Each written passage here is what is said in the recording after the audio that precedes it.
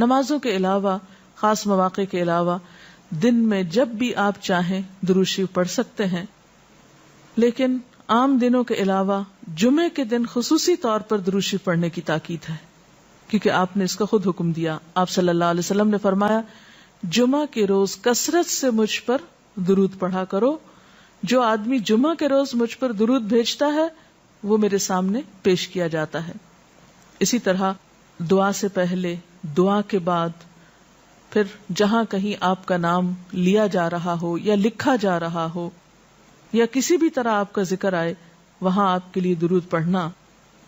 اسی طرح مسجد میں داخل ہوتے وقت درود شریف پڑھنا، مسجد سے نکلتے وقت درود شریف پڑھنا، پھر نماز سے فارغ ہونے کے بعد درود شریف پڑھنا، یعنی ایک تو نماز کے اندر ہے لیکن نماز سے فراغت کے بعد، پھر اسی طرح ہر مجلس میں آپ پر درود پڑھنا ضروری ہے.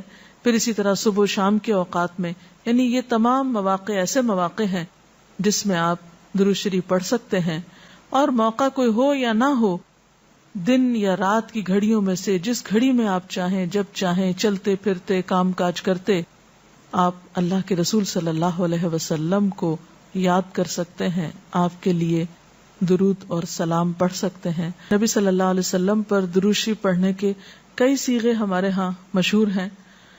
اس میں کچھ تو وہ ہیں جو آپ صلی اللہ علیہ وسلم سے ثابت ہیں، اور کچھ ایسے ہیں کہ جو لوگوں نے بعد میں خود بنا لیے ہیں. تو وہ ایسے تمام ورژن یا ایسی تمام عبارتیں جو لوگوں نے خود اس معنی کی بنائی ہیں، خواہ وہ عربی میں ہیں یا اردو میں ہیں، تو ان کو پڑھنے کی حد تک تو پڑھا جا سکتا ہے. یعنی اگر نثر میں کوئی ایسی عبارت موجود ہے جس میں آپ صلی اللہ علیہ وسلم کے لیے دعا کی گئی ہے یا آپ کی مدح کی گئی ہے یا آپ پر سلام بھیجا گیا ہے، خواہ وہ نثر میں ہو یا شعر میں، تو اس میں حرج تو کوئی نہیں. لیکن وہ چیز جو خود آپ صلی اللہ علیہ وسلم نے ہمیں سکھائی اور جو آپ کی طرف سے ہمیں ملی، اس کا مقام باقی ہر انسان کے کلام پر کہیں بلند ہے، کہیں زیادہ فائدہ مند ہے. تو وہ درود شریف جو مسنون ہے، وہ صیغہ جو آپ سے ثابت ہے، اس کا پڑھنا افضل ہے، وہی اصل درود ہے.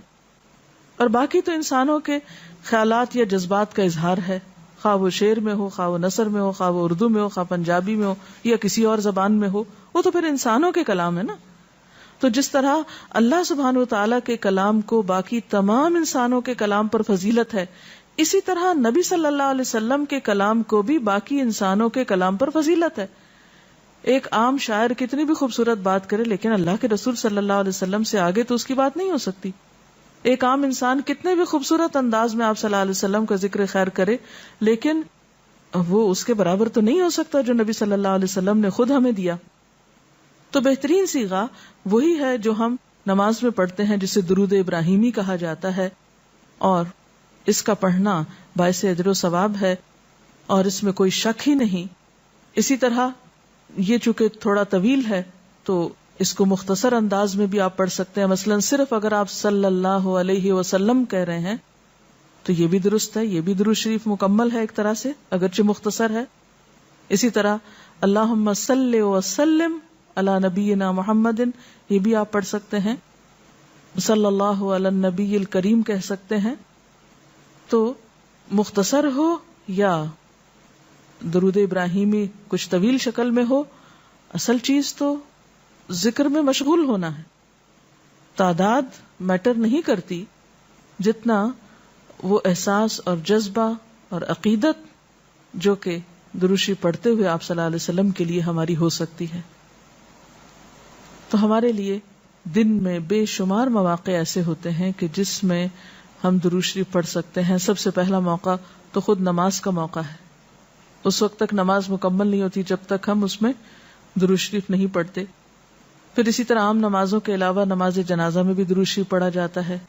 پھر اذان کے بعد درود شریف پڑھا جاتا ہے. آپ صلی اللہ علیہ وسلم نے فرمایا جب مؤذن کی آواز سنو یعنی اذان سنو تو وہی کہو جو مؤذن کہتا ہے، یعنی اذان کا جواب دو، پھر مجھ پر درود پڑھو. یعنی اذان کا جواب دینے کے بعد جب اذان ختم ہو جائے تو کیا کرنا چاہیے؟ نبی صلی اللہ علیہ وسلم پر درود بھیجنا چاہیے.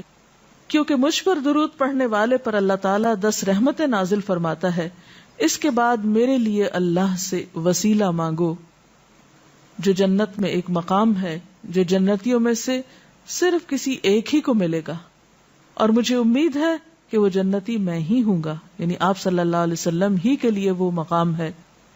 اور آپ نے یہ بھی فرمایا کہ من سألی اللہ الوسیلہ، جس نے اللہ سے میرے لیے وسیلہ کی دعا کی، یعنی درود شریف کے علاوہ آت محمد الوسیلۃ دعا ہم پڑھتے ہیں، یہ دعا بھی پڑھی جانی چاہیے، تو جس نے یہ دعا پڑھی اس کے لیے میری شفاعت واجب ہو جائے گی، یعنی قیامت کے دن پھر میں اس کے لیے شفاعت کروں گا۔ پھر یہ کہ درود شریف نہ صرف یہ کہ دنیا میں انسان کے لیے فائدے کا باعث ہے، بلکہ آخرت میں انسان کے لیے شفاعت کا ذریعہ بھی ہے۔ درود شریف پڑھنے والوں کو نبی صلی اللہ علیہ وسلم کی شفاعت نصیب ہوگی۔ آپ نے فرمایا جس نے 10 مرتبہ صبح و شام مجھ پر درود بھیجا اسے قیامت کے دن میری شفاعت حاصل ہوگی۔ اب یہ کہ اگر زیادہ وقت نہ بھی ملے تو 10 دفعہ درود شریف پڑھنا آخر کیا مشکل ہے، کتنی دیر لگ جائے گی، لیکن اس کا اجر و ثواب اور اس کا فائدہ کس قدر ہے۔ پھر اسی طرح درود شریف دعاؤں کی قبولیت کا ذریعہ بھی بنتا ہے، یعنی اگر دعا کرنے سے پہلے درود شریف پڑھا جائے اللہ تعالیٰ کی حمد و ثنا کے بعد تو اس سے دعا کی قبولیت میں اضافہ ہوتا ہے۔ نبی صلی اللہ علیہ وسلم کے ساتھ حضرت عبداللہ بن مسعود اور حضرت ابوبکر اور حضرت عمر تشریف فرما تھے، تو حضرت عبداللہ بن مسعود کہتے ہیں کہ میں نماز پڑھ رہا تھا، میں بیٹھا تو پہلے اللہ تعالیٰ کی حمد و ثنا کی، پھر آپ پر درود بھیجا، پھر اپنے لیے دعا کی، تو آپ نے فرمایا اللہ سے مانگو ضرور دیے جاؤ گے، یعنی جس طریقے سے تم نے دعا کی ہے کہ پہلے اللہ تعالیٰ کی حمد و ثنا کی ہے پھر درود شریف پڑھا ہے، تو اب جو بھی تم دعا مانگو گے وہ دعا قبول ہوگی۔ پھر اسی طرح ہم دیکھتے ہیں کہ درود شریف نیکیوں کا دروازہ کھولتا ہے، نیکیوں میں اضافے کا ذریعہ بنتا ہے۔ آپ نے فرمایا جس نے مجھ پر ایک دفعہ درود بھیجا اللہ تعالیٰ اس کے نامہ اعمال میں 10 نیکیاں لکھے گا۔ پھر اسی طرح فرشتوں کی دعائیں آتی ہیں اس شخص کے لیے جو درود شریف پڑھتا ہے۔ رسول اللہ صلی اللہ علیہ وسلم نے فرمایا جب تک کوئی مسلمان مجھ پر درود بھیجتا رہتا ہے اس وقت تک فرشتے اس کے لیے دعائیں رحمت کرتے رہتے ہیں، یعنی آپ درود شریف پڑھیں تو فرشتے آپ کے لیے دعا کرنے میں لگ جاتے ہیں۔ اب جو چاہے کم پڑھے اور جو چاہے زیادہ پڑھے، یعنی کتنی دعائیں چاہیے اس کو۔ دیکھیں ہم عام طور پر کتنا کہتے ہیں دوسروں سے کہ پلیز ہمارے لیے دعا کیجئے، ہمیں دعاؤں میں یاد رکھیے، دوسروں کی ایک طرح سے منت سماجت کر رہے ہوتے ہیں، لیکن کتنا آسان طریقہ ہے فرشتوں کی دعائیں لینے کا کہ انسان درود شریف پڑھنا شروع کر دے۔ اور وہ شخص جو درود نہ پڑھے وہ صرف اپنے آپ ہی کو نقصان دیتا ہے، اس لیے کہ درود شریف نہ پڑھنا انسان کے بخیل ہونے کی علامت ہے۔ آپ صلی اللہ علیہ وسلم نے فرمایا جس کے سامنے میرا نام لیا جائے اور پھر وہ مجھ پر درود نہ پڑھے تو وہ بخیل ہے۔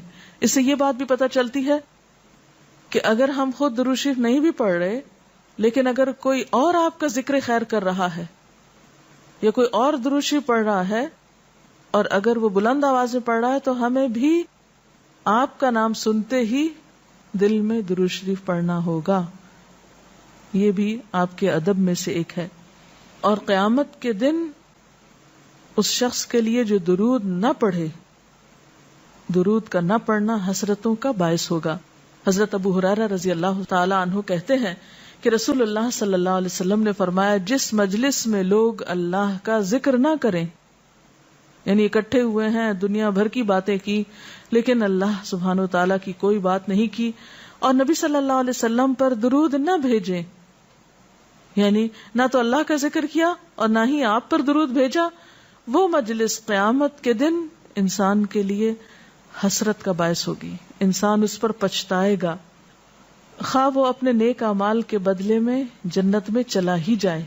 یعنی ایک شخص جنت میں بھی پہنچ گیا لیکن اس کو ایسی مجلسوں پر حسرت ضرور ہوگی جس میں اس نے اللہ کا ذکر اور رسول اللہ صلی اللہ علیہ وسلم پر درود نہ بھیجا ہوگا۔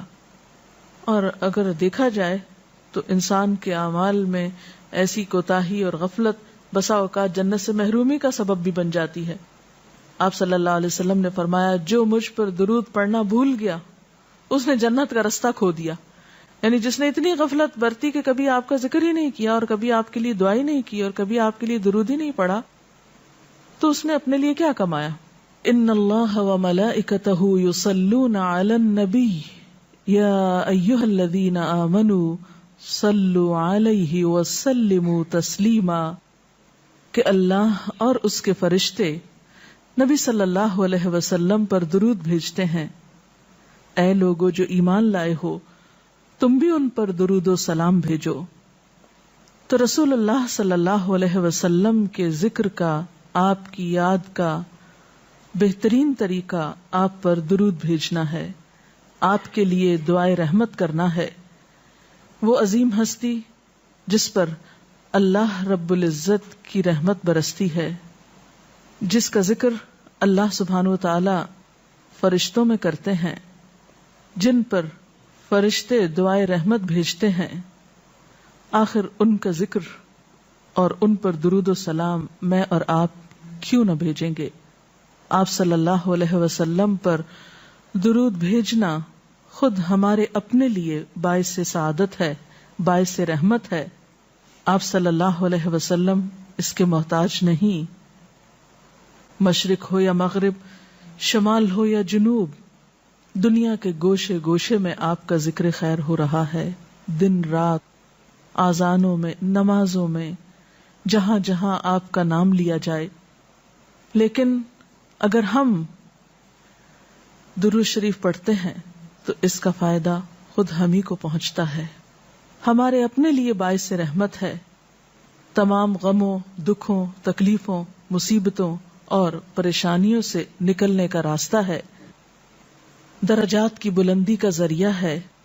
رسول اللہ صلی اللہ علیہ وسلم نے فرمایا, جس نے مجھ پر ایک بار درود بھیجا اللہ تعالیٰ اس پر 10 مرتبہ رحمتیں نازل فرمائے گا. ایک بار درود پڑھنے کا اجر و ثواب, اس کے 10 گناہ معاف فرمائے گا.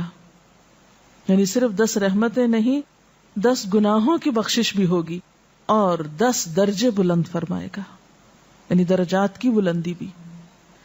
اسی طرح درود شریف آپ صلی اللہ علیہ وسلم سے قربت کا ذریعہ بھی ہے. حدیث پاک میں آتا ہے, قال رسول اللہ صلی اللہ علیہ وسلم اول الناس بی یوم القیامت اکثرهم علی صلاۃ, قیامت کے روز مجھ سے سب سے زیادہ قریب لوگ وہ لوگ ہوں گے جو دنیا میں سب سے زیادہ مجھ پر درود بھیجنے والے تھے. یعنی قیامت کے دن آپ کا قرب بھی درود شریف کی وجہ سے نصیب ہوگا. پھر اسی طرح اگر انسان کوئی اور دعا نہ بھی کر سکے, غم, دکھ اور تکلیف کی حالت میں صرف درود شریف بھی پڑھتا رہے تو اسے ساری دعاؤں سے کفایت کر جائے گا.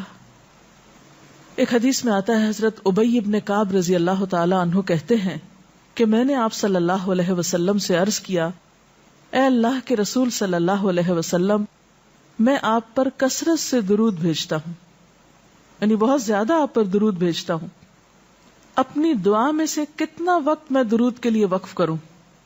یعنی جتنی میں دعائیں مانگتا ہوں ان میں سے کتنے وقت کے لیے درود پڑھا کروں, یعنی آپ پر دعائے رحمت بھیجوں یا آپ کے لیے دعائے رحمت کروں. درود کا مطلب یہی ہوتا ہے. تو آپ صلی اللہ علیہ وسلم